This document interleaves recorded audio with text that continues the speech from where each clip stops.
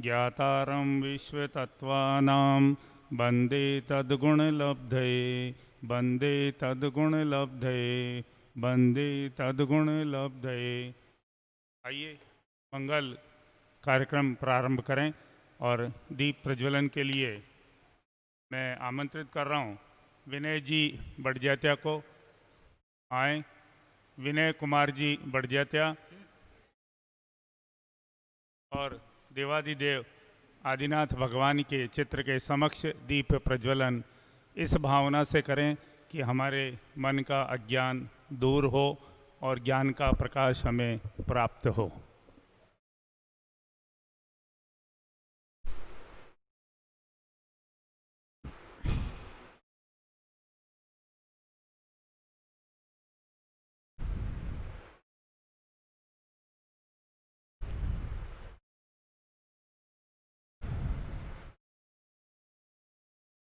बोलिए देवादिदेव आदिनाथ भगवान की।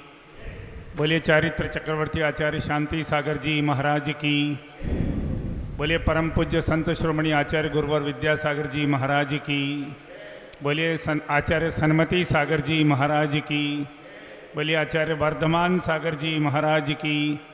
बोलिए परम पूज्य मुनि श्री विद्यासागर जी महाराज की। समस्त मुनि संघ की जय। और आप सभी की ओर से मेरी ओर से मुनि श्री के चरणों में सादर निवेदन कि कृपया हमें आगे मार्ग प्रदर्शित करें। परम पूज्य मुनि श्री विद्यासागर जी महाराज।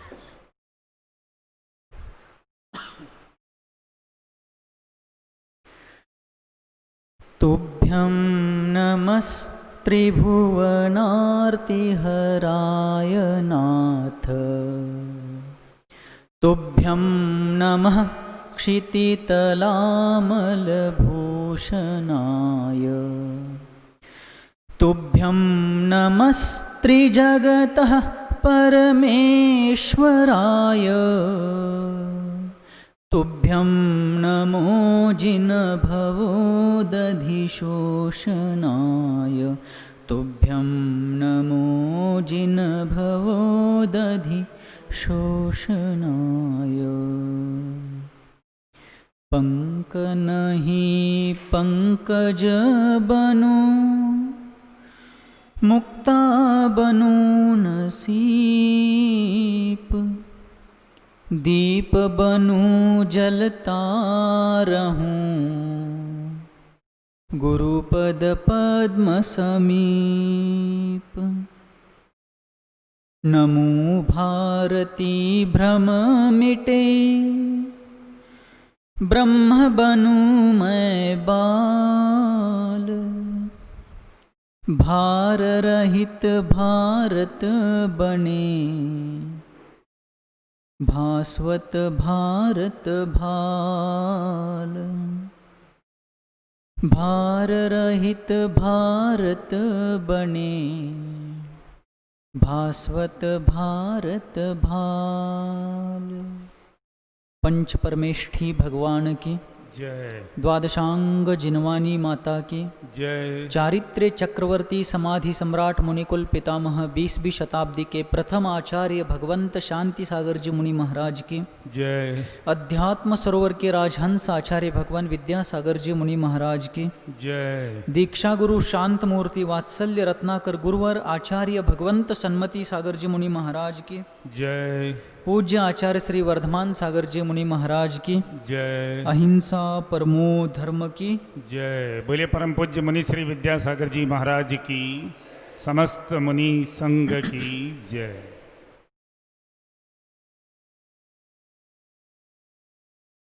संयम का मार्ग हमेशा उन्नति की ओर जाता है,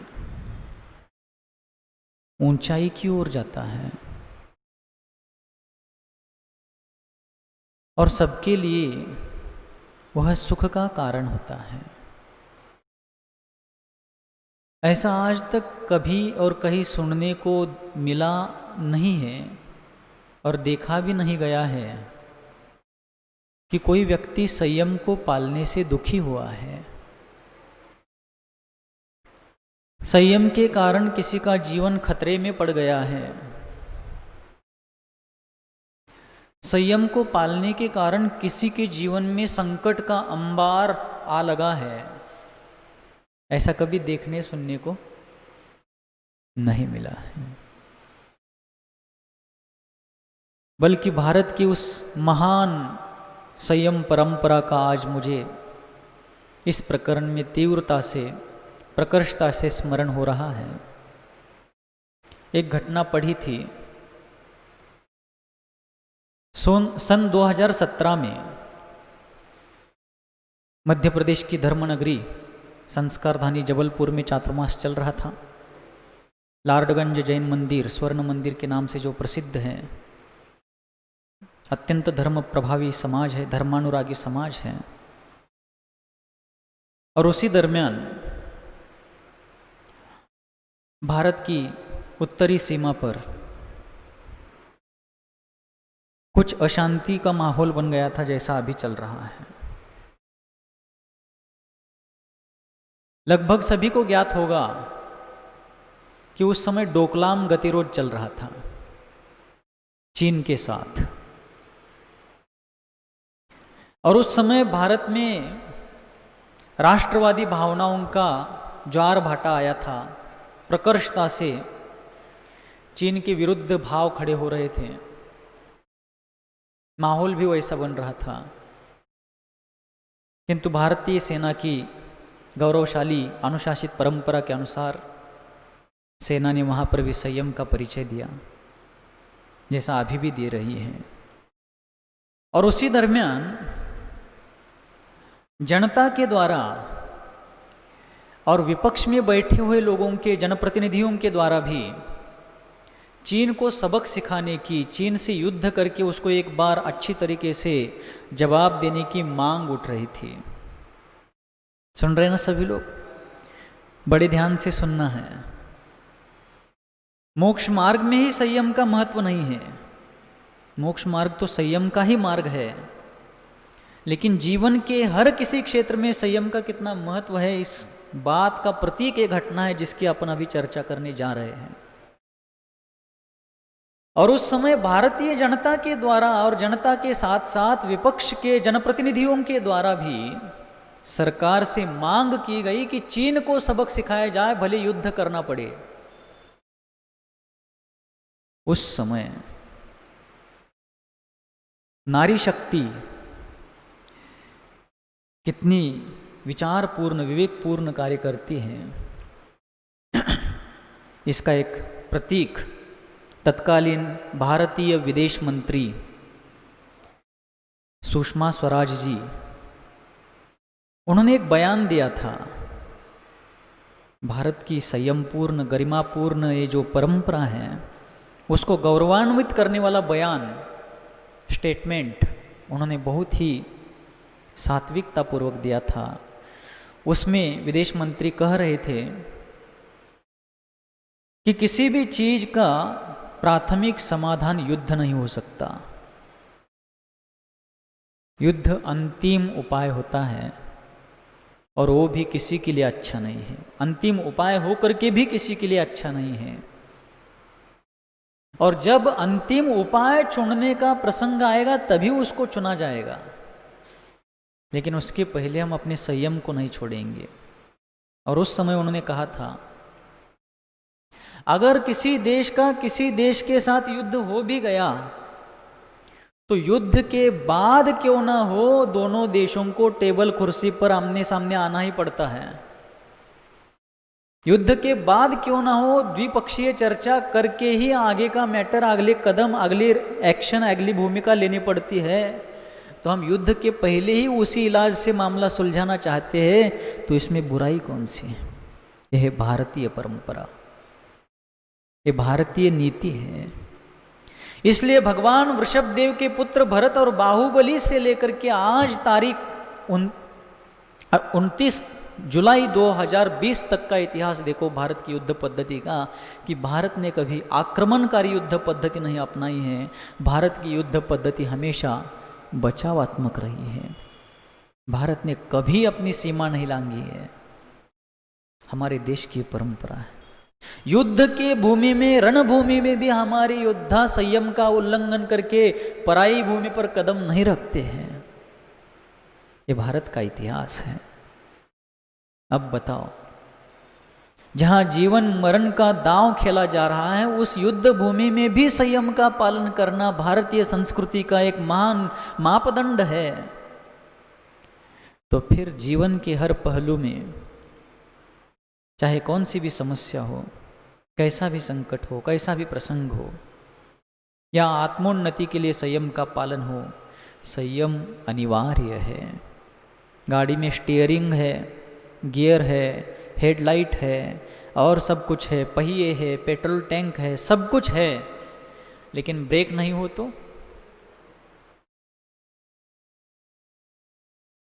क्या होगा? गाड़ी की स्पीड बढ़ाने के लिए एक्सीलेटर जितना आवश्यक है, उतना ही गाड़ी को नियंत्रित करने के लिए ब्रेक होना आवश्यक है। और ये संयम का प्रतीक है। इसलिए कंकर समूह ने पूछा था कि एक मंत्र दो इसे कि जिससे हमारा भी जीवन हीरा बन जाए और खरा बन जाए, कंचन सा। तब माटी ने संदेश दिया था, उपदेश दिया था कि संयम की राह चलो, राही बनना ही तो हीरा बनना है। स्वयं हीरा शब्द ही विलोम रूप से कह रहा है राही हीरा। और इतना कठोर बनना होगा कि तप की आग में तन को और मन को तपा तपा कर, जला जला कर राख करना होगा। तब कहीं ये जीवन खराब बनेगा, कंचन सा। राख शब्द भी विलोम रूप से कह रहा है राख खरा। कल चर्चा आई थी। इसलिए संयम अपने जीवन में बहुत आवश्यक है, सभी के जीवन में, चाहे गृहस्थिक जीवन में हो, चाहे आध्यात्मिक जीवन में हो, सर्वत्र संयम आवश्यक है। पति पत्नी का जीवन है, वहाँ पर भी घर गृहस्थी है तो स्पार्किंग होना तो निश्चित है, मतभेद होना, विवाद होना निश्चित है। किंतु उस स्थिति में भी कोई एक अग्नि बनता है तो दूसरे को पानी बनना चाहिए। वैसे जो अग्नि बन रहा है वो भी संयम रखे तो बहुत अच्छा है, लेकिन कभी कोई एक सदस्य अग्नि बनता है तो दूसरा भी जैसा का तैसा ईंट का जवाब पत्थर से कहने लगे तो फिर दो व्यक्ति ही नहीं जलेंगे, पूरा घर जल जाएगा। और एक अग्नि बनता है तो दूसरा पानी बन जाता है, तो उससे पूरे परिवार की रक्षा होगी, गृहस्थी शांतिपूर्वक आगे बढ़ेगी। इसलिए संयम का महत्व हर क्षेत्र में। आज युवा पीढ़ी भटक रही है, अनैतिक मार्गों पर जा रही है, बुराइयों के, दुर्व्यसनों के मार्ग पर जा रही है। वहाँ पर भी संयम का महत्व शाश्वत रूप से मानना चाहिए। इसलिए कोई भी क्षेत्र हो जीवन का, कोई भी प्रसंग हो, संयम अनिवार्य है। संयम के बिना काम नहीं चलेगा। अतः संयम की राह चलो, ये संदेश दिया गया। उसके बाद माटी को फुलाने के लिए शिल्पी अपने प्रांगण के कूप पर खड़ा है, बाल्टी हाथ में थी, लेकिन उसी दौरान जो रस्सी है आपस में उलझी है। जैसे घर गृहस्थी उलझ जाती है या समाज में उलझने होती है, राष्ट्र में उलझने होती है, अंतर्राष्ट्रीय स्तर पर उलझने निर्माण होती है, उसी बात का प्रतीक वो उलझी हुई रस्सी है।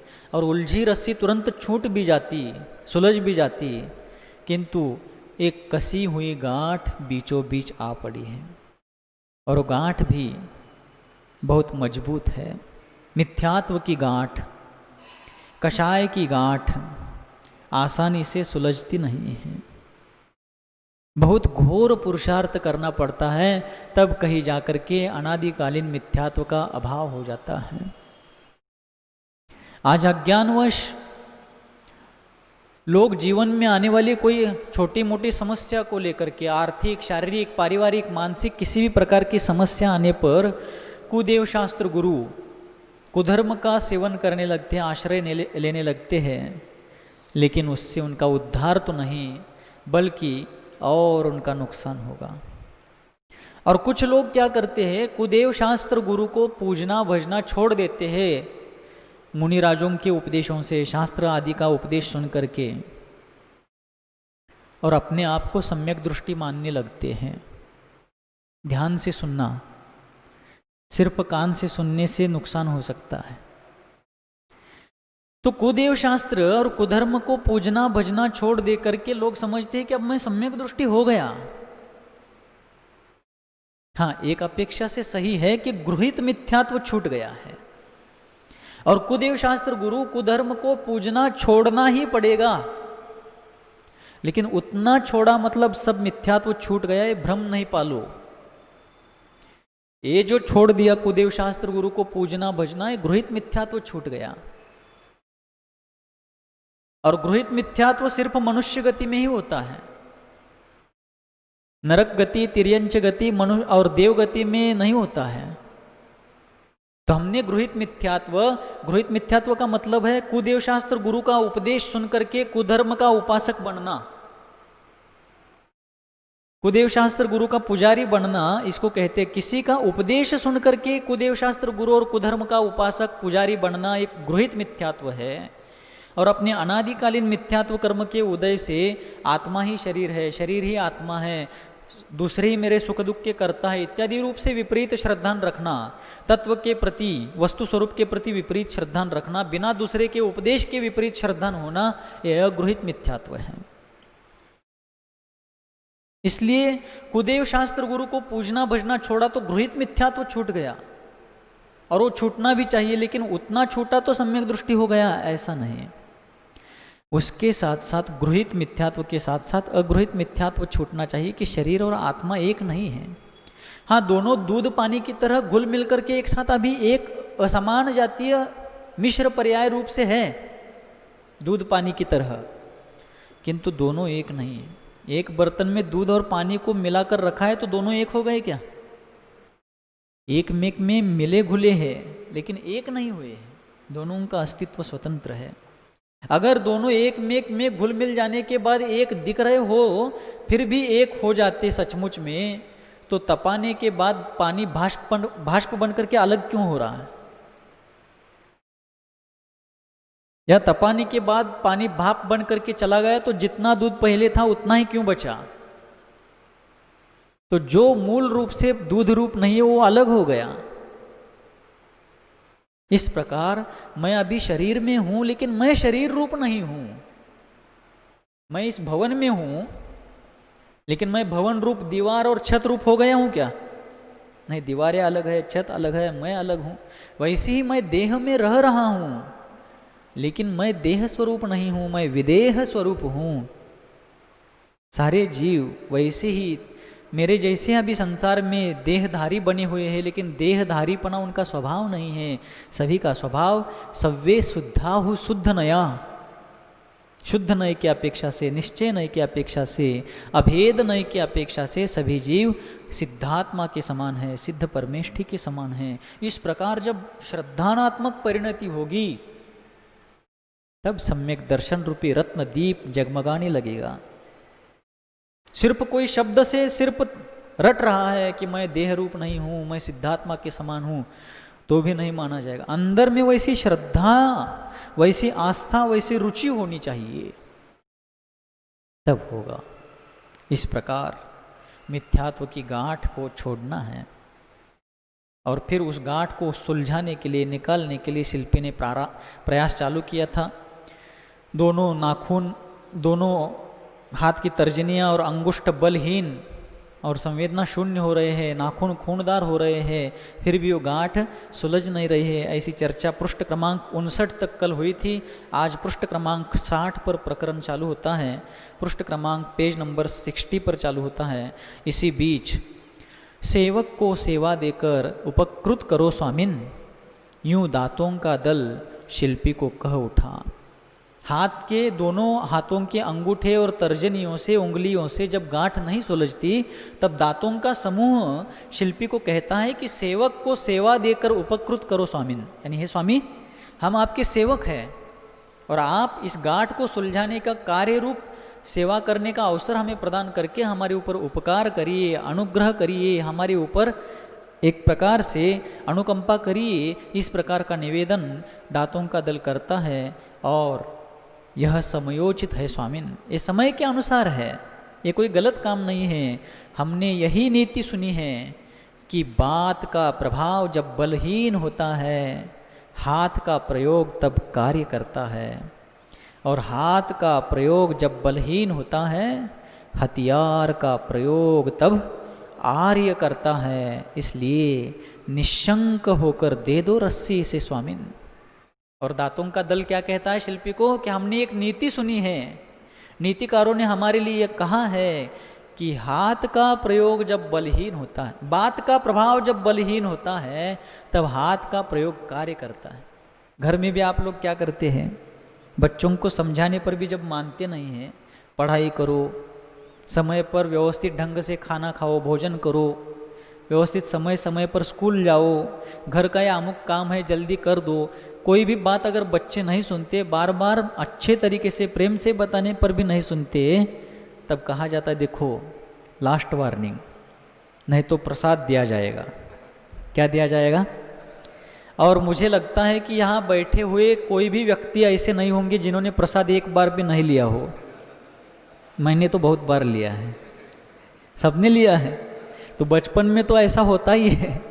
तो जब बात का प्रभाव बलहीन होता है तब हाथ का प्रभाव कार्य करता है, और जब हाथ का प्रभाव बलहीन होता है तब हथियार का प्रयोग आर्य करता है। रामचंद्र जी ने रावण को बहुत समझाया कि तुम्हारे सोने की लंका की एक चुटकी भर मिट्टी भी नहीं चाहिए हमें, सिर्फ हमारी सीता वापस लौटा दो, सिर्फ हमें हमारी सीता वापस कर दो, बाकी तुमसे हमारी कोई अपेक्षा नहीं है, आकांक्षा नहीं है, तुमसे हमें कुछ भी नहीं चाहिए। जब बात का और हाथ का प्रयोग बलहीन हुआ तो अंत तो गत्वा क्या हुआ सभी लोग जानते हैं। रामायण का युद्ध हुआ, हथियार का प्रयोग करना पड़ा, और रामायण में जो हथियार उठाए गए हैं वो किसी का राज्य हड़पने के लिए नहीं, बल्कि अपने स्वाभिमान की रक्षा करने के लिए, अपनी इज्जत की रक्षा करने के लिए, अन्याय का निर्दालन करने के लिए, अन्याय को विखंडित करने के लिए हथियार का प्रयोग किया गया है। इसलिए इतिहास की ओर संकेत करते हुए दातों का दल कहता है कि जब बात का प्रभाव बलहीन होता है तब हाथ का प्रयोग कार्य करता है, और जब हाथ का प्रयोग बलहीन होता है तब हथियार का प्रयोग आर्य करता है। आर्य मीन्स जो संस्कार संपन्न व्यक्ति है, नीति संपन्न है, ऐसा व्यक्ति संयम का लास्ट तक पालन करता है, लेकिन जब उसके संयम की सारी हदें समाप्त हो जाती है तब फिर वह हथियार का प्रयोग करता है। भारत सम्राट चंद्रगुप्त मौर्य जो अंतिम मुकुटबद्ध राजा थे, जिन्होंने अपने दिगंबर निर्ग्रंथ गुरु आचार्य श्रुतकेवली भद्रबाहु जी महाराज के चरण कमल में दिगंबर निर्ग्रंथ मुनि दीक्षा धारण करते हुए संयम का बाना धारण किया था, उन्होंने भी सिकंदर की सुनामी को भारत की सीमा पर रोका था। और भी सम्राट विक्रमादित्य हो, और भी बड़े बड़े सम्राट महाराजा हो गए जिन्होंने अपने जीवन में संयम का पालन करने के साथ साथ फिर अपने संयम और स्वाभिमान, देश और धर्म की रक्षा के लिए अंततोगत्वा अंतिम उपाय के रूप में हथियार का प्रयोग किया था। इसलिए हे स्वामिन, निशंक होकर के आप इस रस्सी को हमारे अधीन कर दो, इस प्रकार का निवेदन दातों का दल करता है। और रस्सी प्रेषित होती है दंत पंक्ति तक कि तुरंत शूल का दांत सब दांतों से कह उठा कि हे भ्रात, इस गांठ में संधि स्थान की गवेषणा तुम नहीं कर सकते। तो दांतों का निवेदन सुनकर के शिल्पी ने उस रस्सी को, गांठ वाली रस्सी के हिस्से को दांतों तक प्रेषित कर दिया कि उस दरमियान जो शूल वाले दांत होते हैं, वो शूल वाला दांत अपने सारे भाइयों से, साधर्मियों से कहता है कि भाइयों और बहनों, क्या कहता है भाइयों और बहनों, भाइयों बंधुओं, क्या आप लोग इस गांठ को खोलने के लिए जिस प्रकार संधि स्थान, जहाँ से गांठ जमी हुई है, उस संधि स्थान की गवेषणा खोज तुम नहीं कर सकते हो, वहाँ अंदर प्रवेश तुम्हारा नहीं हो सकता, क्योंकि तुम लोग चपटे हो, चौड़ाई तुम्हारे पास ज़्यादा होने से अंदर प्रवेश नहीं पा सकते हो, इसलिए ये काम तो मैं ही करूँगा। और दाहिनी ओर का निचला शूल गांठ का निरीक्षण करता है, चारों ओर से सर्वांगीण और अविलंब उस संधि की गहराई में स्वयं को अवगाहित करता है। दाहिनी ओर के उपरील शूल का सहयोग ले। और अपने सारे भाइयों को कह करके दाहिनी ओर का निचला शूल, ये दाया ओर का जो दांत पंक्तियों का नीचे वाला शूल है, वो गांठ का निरीक्षण करता है चारों ओर से, सब तरफ से। क्योंकि कोई भी परिस्थिति है एक एंगल से देख करके समझ में नहीं आती है। किसी भी स्थिति को समझने के लिए पूरे एंगल को समझना चाहिए। नहीं तो हम क्या करते हैं, अपने अपने एंगल से हर व्यक्ति घटना को देखता है और अपना अपना निष्कर्ष निकलता है, लेकिन ऐसा कभी नहीं हो सकता। एक घटना याद आ रही है, एक महिला और एक युवक बस स्टैंड पर खड़े होकर के अपने अपने बस की राह देख रहे थे। उसी समय थोड़ी देर से एक बस आती है और फुल भर करके खचाखच भर के आ जाती है और लंबा प्रवास था। तो उसी भीड़ भाड़ में वो युवक और वो महिला, बुजुर्ग महिला, उस भीड़ से अंदर घुस जाते हैं बस में। कुछ 2-4 यात्री उतर भी जाते हैं। अंदर जाते ही दोनों ने देखा कि एक ही सीट खाली है बैठने के लिए, बाकी सब तो खचाखच भरे हैं, एक ही सीट खाली है। और दोनों को मालूम था प्रवास घंटों का है, और महिला बुजुर्ग थी, हाथ में कुछ बाजार वगैरह किए हुए सामान थे। तो महिला उस भीड़ में से रास्ता निकलते हुए सीट की तरफ जाने लगी। उसमें उतने में ही उस युवक ने फुर्ती से उस महिला को धक्का दे करके आगे बढ़ते हुए उस सीट पर जाकर कब्जा कर लिया। लेकिन उसके जोर से दिए गए धक्के से वो महिला नीचे गिर गई, थैलियाँ गिर गई, सामान फैल गया। लेकिन वो जो युवक धृष्टतापूर्वक जा पर वहाँ बैठता है, उसी समय एक सभ्य महिला जो वहाँ पर पास की सीट पर बैठी थी, वो सोचने लगी कि युवक कितना संस्कार विहीन है। इसके दृष्टि में बुजुर्गों का, बड़ों का कोई सम्मान नहीं दिखता। इसने बड़ी महिला को धक्का दे करके सीट कब्जाई। इसके माँ बाप ने शायद कोई संस्कार नहीं किए। वो सोचने लगी संस्कार के एंगल से, क्योंकि वो सभ्यतावादी थी। एक वकील वहाँ पर अगली सीट पर बैठे थे, वो सोचने लगे ऐसे लोगों के लिए एक धारा ही बननी चाहिए। अब वकील अपने कानूनी क्षेत्र के एंगल से सोचने लगा। एक सर्जन बैठे थे, वो सोचने लगे महिला बूढ़ी हो चुकी है, निश्चित ही उसकी 2-4 हड्डियां क्रैक हुई होगी। अब डॉक्टर अपने सर्जरी के अपेक्षा से सोच रहा है। लेकिन उसमें से एक ही व्यक्ति उठा जो उठ करके उस महिला का सामान समेटता है, उनको उठ करके अपनी जगह पर बैठने के लिए स्थान देता है। बहुत सारे लोग थे, घटना एक ही घटी थी, लेकिन देखने का नज़रिया अलग अलग था, निष्कर्ष अलग अलग थे। कोई कानूनी धारा की बात कर रहा है, कोई फ्रैक्चर की दृष्टि से सोच रहा है, कोई संस्कार की दृष्टि से सोच रहा है, और कोई जो परोपकारी दृष्टि वाला था, सहायता वाली दृष्टि था, सहयोगवादी था, वो वहाँ पर जाकर के सहयोग कर रहा है। घटना एक ही है, नज़रिया अलग अलग है, एंगल अलग अलग है, दृष्टिकोण अलग अलग है। इसलिए किसी भी एक घटना पर अपने अपने एंगल से सोच करके पूरा निष्कर्ष, पूरा रिजल्ट नहीं निकाला जा सकता। सर्वांगीण निरीक्षण होना चाहिए। तभी तो आचार्य महाराज यहाँ कहते हैं कि गांठ का निरीक्षण, वो निचला शूल, दाहिनी ओर का निचला शूल चारों ओर से सर्वांगीण रूप से क्या करता है, निरीक्षण करता है। इसलिए हमें किसी भी के बारे में कोई टिप्पणी करते समय, कोई बात करते समय, अपना रिजल्ट, अपना निष्कर्ष देते समय अपने अपने सोच के अनुसार, अपने मत के अनुसार, अपनी मान्यता के अनुसार रिजल्ट नहीं देना चाहिए, बल्कि किसी घटना का, किसी प्रकरण का, किसी प्रसंग का सर्वांगीण विचार करके, सारे एंगल, सारे पहलू, सारी ओर से घटना को देखने के बाद ही हम अपनी राय दें, अपना विचार करें, अपना विचार रखें। नहीं तो फिर एकांत से ग्रस्त हो सकते हैं, और फिर वह निचला शूल, दाहिनी ओर का निचला शूल उस संधि की गहराई में, उस गांठ की जो संधि थी उसकी गहराई में तुरंत स्वयं को अवगाहित करता है, और दाहिनी ओर के ऊपरी शूल का, यानी ऊपर वाले शूल का सहयोग ले लेता है। यानी ऊपर और नीचे के दाहिनी ओर के दोनों शूल के दांत एक तरफ से उसमें घुस जाते। जैसे आप लोगों ने गन्ना खाया होगा कभी, तो गन्ना अपन सामने से खाते हैं क्या? गन्ना, जो लोग गन्ना खाते हैं सामने से खाते हैं क्या? ऐसा नहीं, एक एक तरफ से, इस तरफ से खाते हैं। वैसे ही दोनों ओर के ऊपर, मतलब दाहिनी ओर के ऊपर और नीचे के शूल के दांत उस गांठ के अंदर संधि में घुस जाते हैं, दोनों शूलों के चूल परस्पर मिल जाते हैं और उन शूलों के सबल मूल परस्पर बल पाते हैं। देखो शब्द शूल, चूल, मूल, बल इत्यादि रूप से शब्दों का प्रयोग यहाँ पर किया गया है। तो यहाँ पर कहा गया कि दोनों तरफ के जो शूल है उन दोनों शूलों के चूल, चूल यानी अग्रभाग, चूल का अर्थ शिखर होता है, तो दोनों के अग्रभाग एक प्रकार से शिखर ही हो गया, अग्रभाग नोक। तो दोनों शूलों के चूल परस्पर उस गांठ में प्रविष्ट होकर के एक में को क्या करते हैं, परस्पर मिल जाते हैं, दोनों शूल के साथ एक में को टच करते हैं और उन शूलों के सबल मूल परस्पर बल पाते हैं। एक में का साथ होने के कारण दोनों मूल क्या करते हैं, परस्पर बल पाते हैं, यानी संगठन में इतनी शक्ति होती है।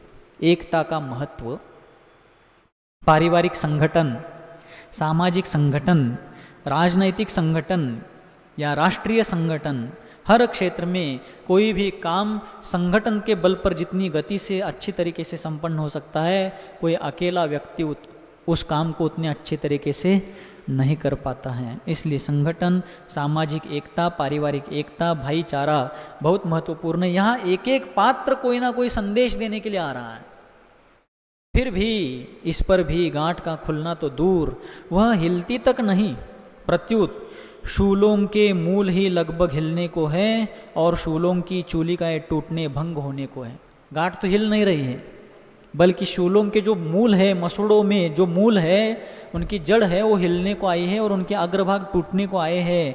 लो मार्दव मसूड़े तो इस संघर्ष में छिल छुल गए हैं, उनमें से मांस बाहर झांकने को है और दांतों के जड़ और शूल तो टूटने को आए ही है, लेकिन जो मार्दव यानी कोमल मसूड़े हैं, ये मसूड़े छिल गए हैं और उनमें से मांसलपना क्या हो रहा है, बाहर झलक रहा है। ऐसी स्थिति हो गई है। इस घटना को देखकर रसना भी उत्तेजित हो बोल उठी कि ओरी रस्सी, मेरी और तेरी नाम राशि एक ही है, परंतु आज तू रस सी नहीं है, मेरी नीरस लग रही है। सीधी सादी थी अब तक, दादी दीदी सी मानी जाती थी, उदारा अनुदरा सी, अब सरला नहीं रही तू, घनी गठीली बनी है और घनी हटीली बनी है। तो दांतों की स्थिति देख करके वहीं पर जो अंदर रसना यानी जीभ है, जीवा है, जीभ, वो जीभ दांतों से उस रस्सी की गांठ को कहने लगी कि ओरी रस्सी, उस रस्सी को कहने लगी कि मेरी और तेरी नाम राशि एक ही है, क्योंकि दोनों की शुरुआत र से हो रही। जीभ को रसना कह रहे, रसना भी र से शुरू हो रही है और रस्सी भी र से शुरू हो रही है, तो तेरी और मेरी नाम राशि एक ही है। लेकिन आज तू रस सी नहीं है, निरी नीरस बनी है, तुम्हारे भीतर अच्छाई वाला कोई रस नहीं रहा है, तो नीरस रूखी हो गई है। सीधी सादी थी अब तक, यानी बिना उलझी रस्सी थी ना पहले, अब तक सीधी सादी थी, दादी दीदी सी मानी जाती थी, यानी तुम्हारे प्रति आदर का भाव था क्योंकि तुम सरल सादी सीधी थी। उदारा अनुदरा सी, उदारा यानी बड़ी लंबी थी और अनुदरा यानी मोटाई में पतली थी, ऐसी तुम थी। अब सरला नहीं रही तू, सरल बिना उलझी हुई नहीं हो तुम बिना उलझी हुई ना रह करके तुम उलझ गई हो, सरलता ना रह करके तुम्हारे भीतर वक्रता आ गई है, कुटिलता टेढ़ापन आ गया है, घनी गठीली बनी है तू, तुम्हारे भीतर गांठ बहुत घनी पड़ी है और घनी हटीली बनी है तू। हटीली क्यों, गांठ छूट नहीं रही ना, अपनी जिद पर अड़ी है, गांठ छूट नहीं रही है, इस प्रकार की स्थिति बनी है।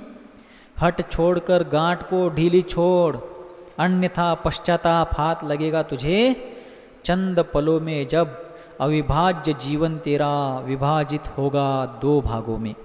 और धमकी देती है रसना रस्सी को, क्या कि हट छोड़कर गांठ को ढीली छोड़ जल्दी से, और अगर नहीं छोड़ेगी तो तुम्हारे हाथ पश्चाताप लग जाएगा, तुम्हें पछतावा करना पड़ेगा, पश्चाताप करना पड़ेगा, जब चंद पलों में, थोड़े ही क्षणों में अविभाज्य अखंड जीवन तुम्हारा जो है काट करके विभाजित दो भागों में विभाजित किया जाएगा, तब तुम्हारे जीवन में, तुम्हारे हाथ में पश्चाताप के अलावा कुछ नहीं रहेगा। इसलिए जल्दी से गांठ छोड़। ठीक उसी प्रकार समाज में भी, परिवार में भी, समूह में भी राष्ट्र में भी जहाँ जहाँ अहंकार की, ममत्व की, मिथ्यात्व की गांठें हैं, उन गांठों को अगर उस गांठ को मारने वाले प्रतिनिधि है, मुखिया है, या जिन जिन ने गांठें पाल रखी है, वे लोग गांठ नहीं छोड़ते हैं, तो अपन देखते हैं 13 पंथ, मेरा पंथ, 20 पंथ, 33 पंथ, 1760 पंथ, जैन, अजैन, हिंदू, मुस्लिम, सिख, ईसाई, भारत, चीन, पाकिस्तान, इतनी दरारें निर्माण हो जाती हैं। क्यों? इस गांठ के कारण। ये गांठें जिम्मेदार है। आज अपन थोड़ी देर के लिए कल्पना करते हैं कि सभी राष्ट्रों ने वैश्विक स्तर पर यह निर्णय ले लिया है कि कोई भी राष्ट्र एक में कोई दखल नहीं देगा, जितना हो सके परस्पर सहयोग करेगा, कोई भी अपने हथियारों की सामग्री नहीं बढ़ेगा, हथियारों का जखीरा नहीं बढ़ाएगा, सीमाओं पर पूर्ण रूप से शांति का पालन करेगा, कहीं पर भी आतंकवाद नहीं रहेगा, और एक में किसी भी राष्ट्र में किसी प्रकार की आवश्यकता सहयोग की हो तो हर राष्ट्र शक्ति अनुसार उस राष्ट्र को सहयोग देगा, और सहयोग नहीं दे भी पाए तो भी कोई व्यवधान खड़ा नहीं करेगा। और इस मुद्दे का, इस निर्णय का सभी लोग अमल कर रहे, पालन कर रहे हैं, तो बताओ कैसा माहौल बनेगा। कहीं पर भी समस्या नहीं, कहीं पर भी मिलिट्री फोर्स की आवश्यकता नहीं पड़ेगी, सर्वत्र शांति, सर्वत्र आनंद, सर्वत्र भाईचारा, सर्वत्र मैत्री का माहौल रहेगा। लेकिन नहीं, गांठें फंसी है, सबका अपना अपना स्वार्थ है, सबके अपने अपने मुद्दे हैं, सबके अपने अपने एजेंडे हैं, सबका अपना अपना स्टेटस है, और इस कारण कोई झुकना नहीं चाहता। और जो झुकना नहीं चाहता वो ये नहीं जानता कि जो झुकता नहीं वो मिट जाता है, और जो झुकता है, विनम्र है, विनयशील है, वो हमेशा बना रहता है। और ये निश्चित है कि भारत राष्ट्र इस पंचम काल के अंत तक इस विश्व में अपनी संस्कृति को बना रखेगा, और ये जैन धर्म इस पंचम काल के अंत तक बना रहेगा। चाहे जितने भी धर्म आए जाए, कितने ही संप्रदाय आए गए, आएंगे जाएंगे, लेकिन ये श्रमण संस्कृति निरंतर रूप से बनी रहेगी। इस युग में प्रथम तीर्थंकर, प्रथम मुनि बने भगवान वृषभदेव, और इस वर्तमान अवसर्पिणी काल के अंतिम मुनिराज होंगे वीरांगज मुनिराज। जैसे रसना और रस्सी एक ही राशि है, वैसे पहले मुनिराज की राशि भी व से चालू हो रही है, और अंतिम मुनिराज की राशि भी वह ही है, वृषभदेव और वीरांगज मुनिराज। राशि जो चाहिए हो, हमें राशि की तरफ नहीं देखना है, गुण राशि की तरफ। नाम राशि से ज़्यादा महत्व नहीं, जो गुण राशि है वो पूजनीय है। इसलिए अंततो गत्वा ये अनेकांतवादी स्यादवादी परंपरा टिकने वाली है। लेकिन इस परंपरा में आज जो विकल्प परस्पर मतभेदों के कारण उत्पन्न हो रहे हैं, अनेकांत और स्यादवाद सिद्धांत की चीज़ जो है, महत्व जो है, महिमा जो है, हम अच्छी तरीके से, सही तरीके से आज इसको समझकर आत्मसात कर लेवे, तो आज भी हमारे यहाँ शांति का एक ऐसा प्रसंग, ऐसा माहौल बन जाएगा कि दुनिया शिक्षा लेवे। लेकिन इसके लिए सभी की तैयारी चाहिए।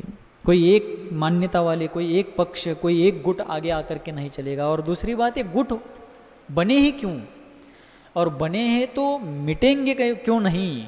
मिट भी सकते हैं, लेकिन हृदय उतना उदार होना चाहिए, मन उतना बड़ा होना चाहिए, संवाद होना चाहिए, परस्पर सहकार्य और सहयोग की भावना चाहिए। भले ही हम एक में के विचारों को स्वीकार करें ना करें, लेकिन निरंतर संवाद होते रहना चाहिए, निरंतर चर्चा होती रहनी चाहिए। संवाद से समस्या सुलझती जाती है। इसलिए स्यादवाद जहाँ पर है वहाँ पर विवाद नहीं, संवाद होता है, प्रेम और भाईचारा, मैत्री का माहौल बनता है। किंतु स्यादवाद को समझने वाले लोग, अनेकांत को समझने वाले लोग ही इस प्रकार जीवन जी सकते हैं, अन्यथा कठिन है। समझने का प्रयास सभी लोग करें, नहीं तो सिर्फ शास्त्रों की बड़ी बड़ी बातें की जा रही हैं, विश्व शांति की घोषणा, विश्व शांति महायज्ञ किए जा रहे हैं, लेकिन सब अपने अपने हटवादीपने पर अड़े हैं, तो कुछ नहीं होने वाला। मूल सिद्धांत को समझना चाहिए, मूल संस्कृति को समझना चाहिए और इस संस्कृति की विचारधारा जो प्रवाह है, विचार प्रवाह है, उसका अंतिम लक्ष्य क्या है। श्रमण संस्कृति का जो विचार प्रवाह बह रहा है उसका अंतिम लक्ष्य है वीतरागता की उपलब्धि। किसकी उपलब्धि? संसार के मोह माया मिथ्यात्व राग द्वेष से मुक्त होकर के वीतरागता को, आत्मिक वीतरागता को उपलब्ध कर लेना, ये श्रमण संस्कृति का साध्यतम लक्ष्य है। फिर राग द्वेष आपस में क्यों हो रहे हैं, वो भी धार्मिक मुद्दों पर? ये बड़ा दुर्भाग्य है। तो भी यहाँ पर रसना ने उसको चेतावनी दी है रस्सी को कि तुम गांठ छोड़ करके जल्दी तैयार हो जाओ, नहीं तो तुम्हारा जीवन अविभाज्य है, वो विभाजित हो जाएगा। और इस निंद्य कार्य के प्रति छी छी थू थू कह धिक्कारती सी रसना गांठ के संधि स्थान पर लार छोड़ती है। और उसी समय रसना में से जीभ पर से कुछ लार टपकती है उस रस्सी की गांठ पर। तो लार टपक रही, उसको थूक माना गया, और लार थूक ही है। तो उस लार को किसका प्रतीक माना गया कि तुमने गांठ पाले रखा है। ऐसे निंद्य कार्य को देख करके रसना ने रस्सी के उस निंद्य कार्य के प्रति छी छी थू थू करते हुए, धिक्कार करते हुए गांठ के संधि स्थान पर अपनी लार छोड़ दी है। परिणाम यह हुआ कि रस्सी हिल उठी अपने भयावह भविष्य से, और कुछ ही पलों में गांठ भीगी, नरमाई आई उसमें, ढीली पड़ी वह। फिर क्या पूछो, दांतों में गरमाई आई सफलता को देखकर। ऊपरी और निचले सामने के सभी दांत तुरंत गांठ को खोलते हैं। उस लार के कारण रस्सी की गांठ में नरमाई आई और सफलता मिलती हुई देखकर दांतों में गरमाई आई। और फिर ऊपर के, नीचे के और सामने के सभी दांतों ने, कौन सी दांतों ने? किसी एक अकेले को क्रेडिट नहीं दिया जा रहा है, सबको दिया जा रहा है। क्यों? सबका साथ सबका विकास। सभी साथ देंगे तभी विकास होगा। और कोई अकेला करेगा, मैं अकेला कर रहा हूँ इसलिए होगा, ऐसा नहीं। सभी साथ देंगे तभी कार्य की सिद्धि होगी। और इसलिए यहाँ पर सभी दांतों ने गांठ को तुरंत खोला। अब रस्सी पूछती है रसना को, जिज्ञासा का भाव ले, कि आपके स्वामी को क्या बाधा थी इस गांठ से? कौन पूछ रही? अब रस्सी अब तक मौन थी। रसना ने चेतावनी दी, दांतों ने खोलने का प्रयास किया, फिर डर करके गांठ ढीली पड़ी, गांठ को छुड़ाया गया, सब किया गया। अब रस्सी रसना से प्रश्न पूछ रही है जिज्ञासा पूर्वक, जानने की इच्छा पूर्वक, कि आपके स्वामी जो शिल्पकार है, कुंभकार है, उनको क्या बाधा थी इस गांठ से? सो रसना रहस्य खोलती है। रस्सी ने प्रश्न रखा है कि इस गांठ से क्या समस्या थी आपके स्वामी को। अब उसकी जिज्ञासा की, उसके प्रश्न की, समस्या की जो रहस्यात्मकता है, राज है, उसको रसना खोलती है। सुन रही रस्सी? कौन कह रही है?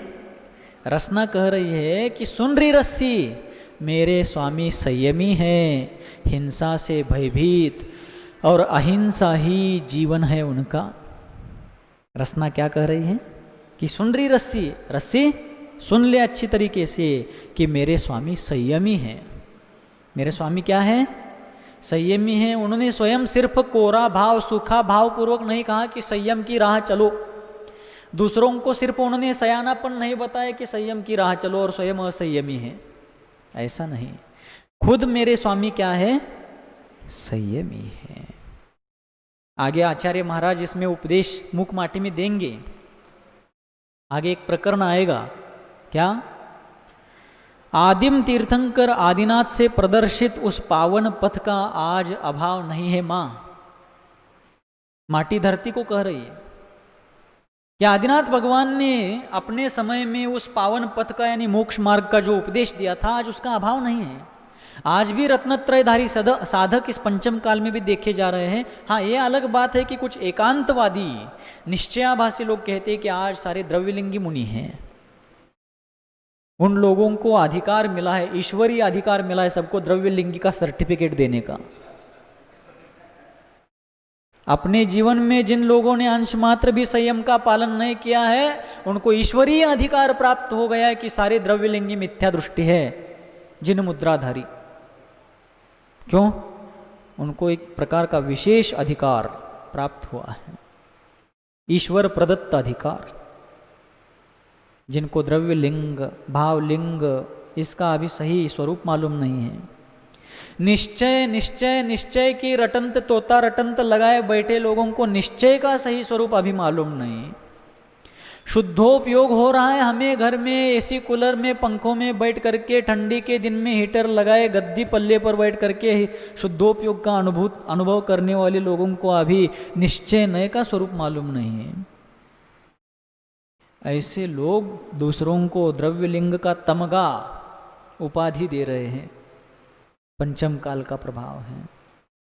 क्या वो लोग ये दावा कर सकते, विश्वास पूर्वक सिद्ध कर सकते कि क्या चतुर्थ काल के सभी जिन मुद्राधारी भावलिंगी ही थे?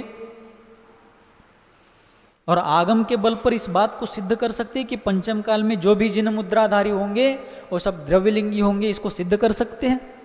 एक खुला आह्वान है उनके लिए, जिसको अंग्रेजी में शायद ओपन चैलेंज कहते हैं।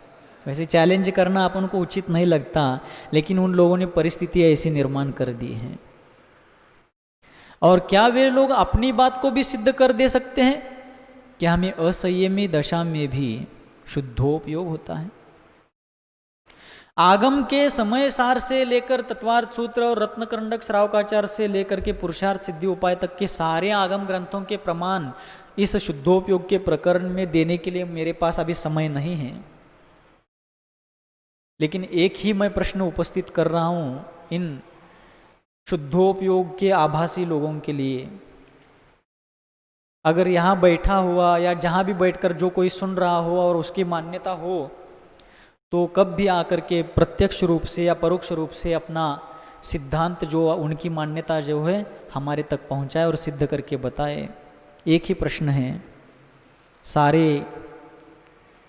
प्रश्नों का एक ही प्रश्न, 100 सुनार की, और एक ही प्रश्न है, क्या चौथे गुणस्थान वाले शुद्धोपयोग को अनुभूत करने की कल्पना करने वाले, जब उनके मान्यता अनुसार उनको शुद्धोपयोग होता है तब वे प्रमादी होते हैं क्या अप्रमादी होते हैं? इतना ही मुझे उत्तर देवे, बाकी मेरा कोई प्रश्न नहीं, एक ही प्रश्न है।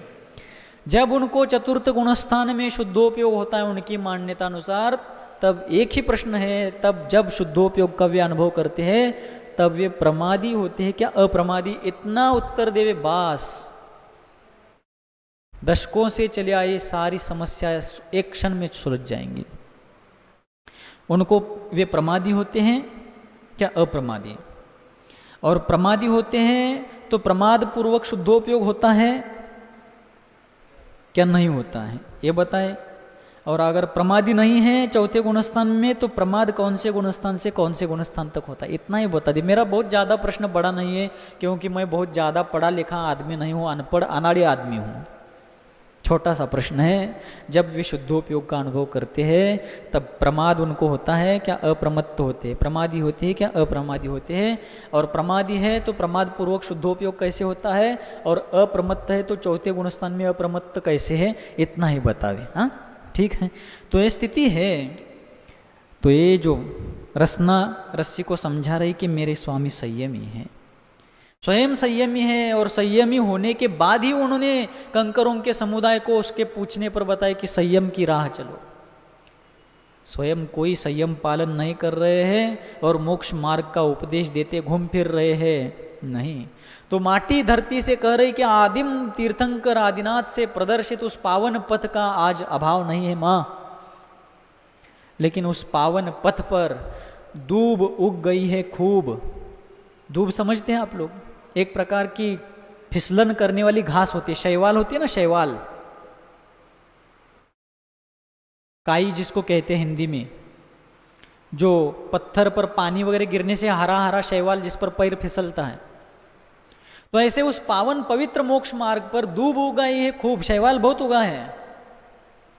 वर्षा के कारण नहीं, आचार्य कहते हैं वर्षा के कारण नहीं, बरसात के कारण वो काई वो दूब नहीं उगी है, बल्कि करनी से दूर रहकर, संयम से दूर रहकर, केवल कथनी में करुणा रस घोल करके धर्मामृत की वर्षा करने वालों के भीड़ के कारण, स्वयं जो करनी संयम के पालन से दूर है, सिर्फ शास्त्र की गद्दी पर बैठ करके करुणा रस घोल करके धर्मामृत की वर्षा करने की भीड़ लगा रहे हैं, भीड़ जमी हुई है, भीड़ तंत्र बना रखा है इन असंयमी अविवेकी लोगों के कारण। हाँ, असंयमी व्यक्ति शास्त्र का उपदेश नहीं दे सकता ऐसा नहीं है, भले ही संयम पालन नहीं कर रहा है, लेकिन शास्त्रीय शिष्टाचार और शास्त्रीय सैद्धांतिक मर्यादाओं का सभ्यता पूर्वक निष्पक्षता रूपक पालन कर रहा है, वही व्यक्ति शास्त्र को कह सकता है। और अगर ऐसा नहीं है तो चुपचाप बैठो, कोई नुकसान नहीं होगा। लेकिन शास्त्रीय मर्यादाओं का उल्लंघन करके, सभ्यता शिष्टता का मर्यादा का उल्लंघन करके, अपनी व्यक्तिगत मान्यता और पंथवाद के चक्कर में पड़ करके कोई उपदेश शास्त्र में हेरफेर करता है तो निश्चित मान करके चलो, उस जीव के इतना पतन संसार में अन्य किसी आतंकवादी का भी नहीं होगा। क्यों? कठोर लग सकता है, बुरा लग सकता है, जरा अतिवादी कथन लग सकता है, लेकिन मैं सिद्ध कर दे रहा हूं, सिद्धि के बिना कोई बात नहीं करेंगे अपन। आतंकवादी जो आज है वे सब अज्ञानी है, मिथ्या दृष्टि है, उनके कुलाचार में और धार्मिक परंपरा में ही इस प्रकार की हिंसा अराजकता सिखाई जा रही है। लेकिन जो वीतराग सर्वज्ञ हितोपदेशी के परंपरा और कुलानुयायी बनकर के आए हैं, स्याद्वाद सिद्धांत के वंशज बनकर के आए हैं, वे धर्म के गद्दी पर, शास्त्र के गद्दी पर बैठ करके सिद्धांत के विपरीत उपदेश देंगे, भले हो जिन मुद्राधारी दिगंबर निर्ग्रंथ श्रमण भी क्यों ना हो या कोई शास्त्रीय विद्वान भी क्यों ना हो, उसके इतना अधपतन और किसी का नहीं होगा। निगोद से भी और कोई गति नहीं है निचली, ऐसी गति होने की बात शास्त्रों में आई है। इसलिए शास्त्र में कभी दखलंदाजी नहीं करनी चाहिए, हस्तक्षेप नहीं करना चाहिए। जितना आता है उतना प्रामाणिक उपदेश दो, नहीं आता है जय जिनेन्द्र, मुझे नहीं आता है, मैं नहीं जानता हूँ, आप किसी ज्ञानी से पूछो, हो गया। इसमें मान अपमान की कोई बात नहीं है। लेकिन अपने ईगो को छिपाने के लिए, अपने अपमान को, अपने सम्मान को बरकरार रखने के लिए कोई व्यक्ति अपने अहंकार की पुष्टि के लिए अगर सही उत्तर, सही जानकारी शास्त्र की नहीं है तो भी अपने अनुयायियों को बनाने के लिए, फैन को बनाए रखने के लिए, मेरे फैन मेरे ओर हमेशा घूमते रहने चाहिए, इसलिए अगर कोई व्यक्ति कुछ अलग का अलग कथन कर देता है। मराठी में एक कहावत है, ध का माँ करना। ध का माँ करना मतलब, पुणे में एक रियासत थी, महाराष्ट्र में जो पुणे शहर है वहाँ एक रियासत थी पेशवाओं की। शिवाजी महाराज के बाद वहाँ पर पेशवाओं की रियासत आई और उसके बाद माधवराव पेशवे वहाँ पर राज्य करते थे। और उनकी मृत्यु के बाद उन्होंने अपने छोटे भाई को मृत्यु के पहले अपने पद पर उत्तराधिकारी के रूप में नियुक्त किया था, नारायण राव को। लेकिन माधवराव पेशवा के चाचा, सुन रहे क्या सभी? समझ में आ रहा है? थोड़ा बुरा लग रहा है क्या? महाराज आज तो आपने बड़ी कठोर बातें कह दी, ना इलाज है, ये परिस्थिति हो रही है। आचार्य भगवंत श्री शुभचंद्र जी महाराज ने भी ज्ञानार्णव ग्रंथ में कहा है, धर्म नाशे क्रियाध्वंसे सुसिद्धांतार्थ विप्लवे अपृष्टैरपि वक्तव्यम तत्स्वरूप प्रकाशने। ये श्लोक कहा है उन्होंने कि जब धर्म नाशे, धर्म का नाश होने लगे, क्रियाध्वंसे, क्रियाओं का ध्वंस होने लगे, क्रियाओं में हेरा फेरी होने लगे, सो सिद्धांत अर्थ विप्लवे, सिद्धांत के अर्थ में कुछ का कुछ कथन होने लगे, विपरीत प्रचार प्रसार होने लगे, तो अपृष्टैरपि वक्तव्यम, बिना पूछे भी बोलना चाहिए। किस लिए? तत्स्वरूप प्रकाश ने, उसका यथार्थ स्वरूप बताने के लिए बिना पूछे भी बताना चाहिए। ये कौन कह रहे हैं? शुभचंद्र आचार्य महाराज ज्ञानार्णव ग्रंथ में कह रहे हैं। इसलिए उनके आदेश का पालन करते हुए जितना मुझसे बनता है उतना कहने का प्रयास कर रहा हूँ। उसमें भी किसी को बुरा लगता हूँ तो मैं क्षमा प्रार्थी हूँ, लेकिन नाइलाज है। तो नारायण राव पेशवा को जब अपना उत्तराधिकारी बनाया गया माधवराव पेशवा के द्वारा और उनका मरण हो गया, तब उनके जो चाचा थे राघोबा दादा, उनका नाम था राघोबा दादा, तो उनको चाहिए था ये पद मिले, मुझे मिल जाए, ये उनकी इच्छा थी, और मेरा भतीजा नहीं बने ये वो चाहते थे। लेकिन उनकी हिम्मत नहीं थी कि मैं बनूं, इस प्रकार की अपनी बात रखे। लेकिन जब मूल माधवराव पेशवा का मरण हुआ तो राघोबा दादा ने सारी सुरक्षा यंत्रणाओं के कुछ लोगों को अपने अधीन कर दिया और फिर एक आदेश निकलवा दिया। उसमें एक आदेश था, नारायण रावांना धरावे, मराठी का वाक्य है, नारायण रावांना धरावे, यानी नारायण राव को धरावे, धरावे यानी पकड़ाओ, पकड़ो, धरावे का अर्थ है पकड़ो, पकड़ा जाए। तो उन्होंने ध का मा कर दिया, नारायण रावांना धरावे के बजाय ध की जगह उन्होंने मा कर दिया, मारावे यानी मार दिया जाए। उस आदेश में ध की जगह सिर्फ मा कर दिया। समझ में आ रहा है क्या? ध का मा करना इसी कारण से प्रचलित हुआ। धरावे के जगह उन्होंने मारावे कर दिया। तो धरावे का अर्थ है पकड़ा जाए और मारावे का अर्थ है मारा जाए, कत्ल कर दिया जाए, उनका एनकाउंटर। तो ध की जगह सिर्फ उन्होंने बदल करके ध को हटाया और मां को कर दिया। तो ध का मां इसी को कहते हैं मराठी में। शास्त्र में आज हमारे यहां यही स्थिति है। इसलिए उस पावन पथ पर दूब उगाइए खूब, वर्षा के कारण नहीं, केवल कथनी में, करनी से दूर रहकर केवल कथनी में करुणा रस घोलकर धर्मामृत की वर्षा करने वालों की भीड़ के कारण, संयम का अंश मात्र पालन नहीं। आज नाम लेकर के बताने में मुझे कोई डर नहीं है और मेरा ना इलाज है। हुकुमचंद बहारील जी का एक प्रवचन मुझे किसी ने सुनाया, जयपुर में ही सुनाया, शायद पदमपुरा में 3 महीने रुके थे उस समय सुनाया। उसमें वो कह रहे हैं कि धूप में खड़े रहने से क्या होगा, सिर्फ पसीना कटेगा, कर्म नहीं कटेंगे। उनका नाम स्पष्टता इसलिए ले रहा हूँ, उनके प्रति अपना कोई विरोध का भाव नहीं है, पक्षपात का भाव नहीं है। लेकिन एक शास्त्र की गद्दी पर बैठा हुआ विद्वान भी कितनी मूर्खता भरी बात कर सकता है, कितनी पतित बात कर सकता है, कितनी अधम बात कर सकता है, इसका आज याद करके भी मुझे बड़ा दुख हो रहा है।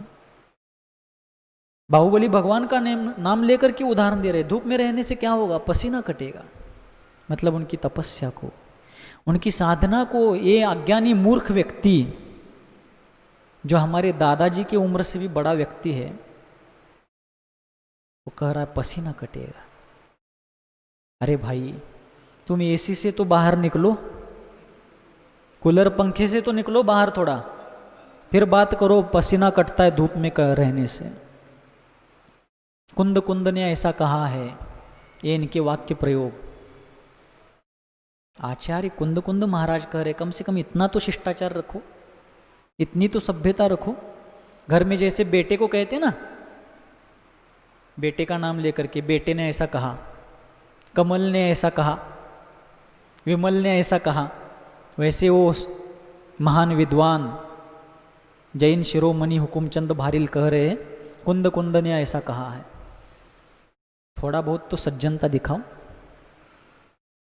कृपा करके इसे टिप्पणी ना समझे, उनके ऊपर टिप्पणी करने के भाव नहीं है। लेकिन अगर हमारे गुरुओं के बारे में ये मूर्ख व्यक्ति, पक्षपाती व्यक्ति, अज्ञानी व्यक्ति, आगम का विपर्यास करने वाला मूर्ख विद्वान, मूर्ख और विद्वान इतना विपर्यास कर रहा है, महाराज आपकी भाषा समिति है क्या? थोड़ी देर के लिए समझ लो, इसमें अतिचार लग रहे हैं, जानबूझकर नहीं, लेकिन अपने पूर्वजों के बारे में, जो बाहुबली भगवान प्रथम तीर्थंकर के पहले भी मुक्ति को प्राप्त हुए हैं, उनकी तपस्या के बारे में कह रहा है आदमी कि पसीना कट रहा है, कर्म नहीं कट रहे। भाई पसीना तो काटो, तुम उतना तो करो, एसी में बैठकर पसीना नहीं आने दे रहे हो, पसीना भी तुम्हारा नहीं कट रहा है।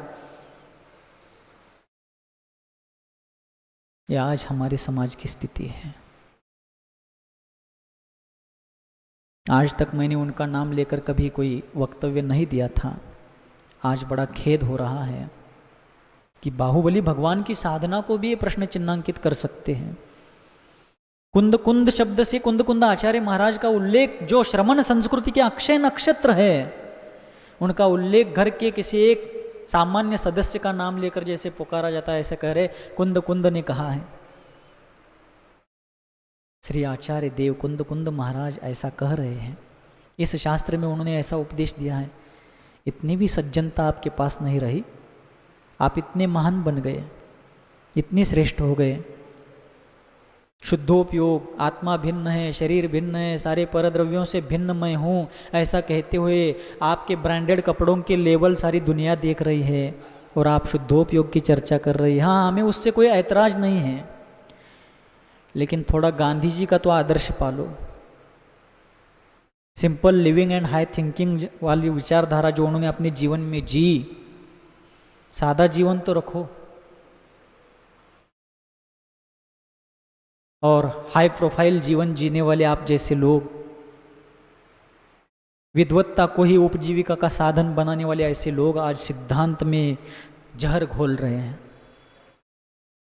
सुनने वाले सभी की मैं क्षमा चाहूँगा, जो जहाँ भी प्रत्यक्ष में सुने, परोक्ष में सुने, उनके अनुयायी भी कदाचित कोई सुने या कोई उनको बताए भी ऐसा ऐसा यहाँ पर कहा गया है, उनकी भी मैं क्षमा मांगूंगा। व्यक्तिगत वो रोज क्या खा रहे, क्या पी रहे हैं, क्यों सो रहे, क्यों उठ रहे, उससे मुझे क्या करना है। वो किनसे मिल रहे, किनसे जुल रहे, इससे मुझे क्या लेना देना है। वो व्यक्तिगत रूप से किनसे जुड़े, इससे मेरा क्या संबंध है। लेकिन अगर वे हमारे विश्व पूज्य पूर्वजों के ऊपर इस प्रकार की टिप्पणी करते हैं, 1 वर्ष तक चक्रवर्ती को जीतने वाला व्यक्ति, बाहुबली भगवान का मस्तकाभिषेक वाला भजन सुना होगा आप लोगों ने, किस किसने सुना है। बड़ी मार्मिक पंक्तियां लिखी रविंद्र जैन ने। विजयी गर्व से पहले प्रभु ने धरा दिगंबर भेष, मैंने चक्रवर्ती को जीता है, इस प्रकार का गर्व उत्पन्न हो जाए, उसके पहले ही, उस गर्व को उत्पन्न होने के पहले ही उन्होंने जिन मुद्रा को उत्पन्न कर लिया, जिन मुद्रा और रत्नत्रय की निधि को अपने भीतर निर्माण कर लिया, उनके बारे में महान हुकुमचंद भारिल जी, इनको महान कहूँ क्या और कौन सी उपाधि दूँ। ये कह रहे हैं कि बाहुबली भगवान, बाहुबली भगवान भी नहीं, बाहुबली 1 साल तक रहे, पसीना कटा और कुछ नहीं कटा।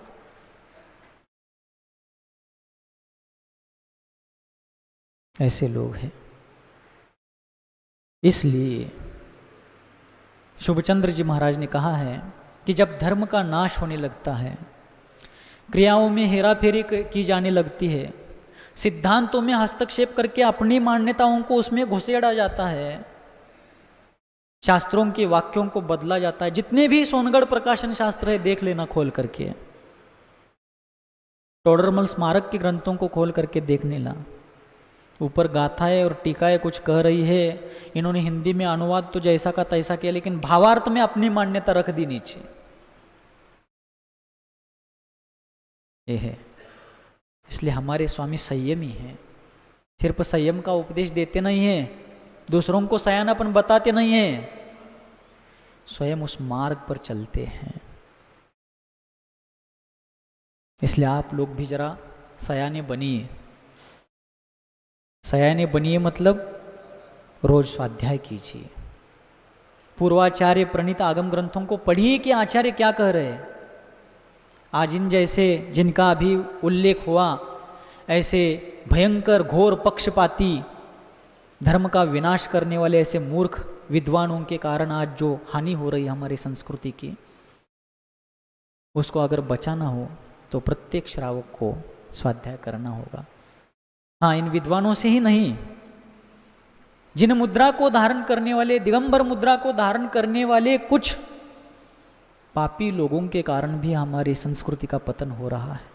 इस बात को भी हम निष्पक्ष रूप से स्वीकारेंगे। इसका नहीं कि जो जिन मुद्रा धारण करके कुछ भी करे उसका समर्थन है। गलत कोई भी हो, मैं हूं, आप हो, जो गलत है वो गलत है, जो सही है वो सही है। हुकुमचंद भारिल अगर कोई शास्त्र के अनुसार बात करेंगे तो हम भी उसके समर्थक हैं, और मैं अगर कोई बात शास्त्र के विरुद्ध कहता हूं तो आप सभी मेरा विरोध बिना डरे और बिना विकल्प किए, बिना सोचे समझे तुरंत विरोध कर देना, महाराज ये गलत है। इसमें विकल्प करने की कोई बात नहीं, क्योंकि पूर्वाचार्यों ने प्राणों की बलि देकर के शास्त्रों की रचना करके शास्त्र परंपरा को जीवित रखा है। जब कभी प्रसंग आएगा कि हमारे आचार्यों ने इस संस्कृति को बचाने के लिए शास्त्रों को सुरक्षित रखने के लिए जिनवानी का रत्न दीप हमारे तक पहुंचाने के लिए क्या क्या कष्ट झेले हैं, क्या क्या पीड़ा सही है। ये जब भी प्रसंग आएगा, जब भी वो ऐसा प्रकरण आएगा, अपन उस पर अवश्य में जितनी अपन से बनती उतनी चर्चा करेंगे। समय आज हो चुका है। आज मैंने थोड़ा कठोर वक्तव्य दिया है जो मेरे भी स्वभाव में नहीं है। किसी का चेहरा व्यथित देखता हूँ तो उस व्यथित व्यक्ति से पहले मुझे व्यथा होने लगती है। ये कोई मैं अपना बड़प्पन नहीं, जो मुझे फील होता है वो बता रहा हूँ। लेकिन आज हुकुमचंद जी के बारे में इसलिए कहना पड़ा, मैंने फिर भी उस स्पष्टीकरण को आपको दिया है और भी दे रहा हूँ कि वे अपने बच्चों से क्या बात करते हैं, घर परिवार में किन से मिलते जुलते हैं, उनका व्यक्तिगत जीवन किस प्रकार का है, इससे मुझे कोई संबंध नहीं, मुझे क्या करना है वो। लेकिन बाहुबली भगवान जैसे महान तपस्वी, कुंद कुंद आचार्य भगवान, जिनका उल्लेख महावीर भगवान और गौतम गणधर के बाद गौरव रूप से किया जा रहा है, मंगलम कुंद कुंदार्यो, उनके बारे में वो किसी सामान्य व्यक्ति के जैसे उल्लेख कर रहे, कुंद कुंद ने कहा है। ये बातें सुनकर के मन बहुत दुखी होता है, जख्मी हो जाता है।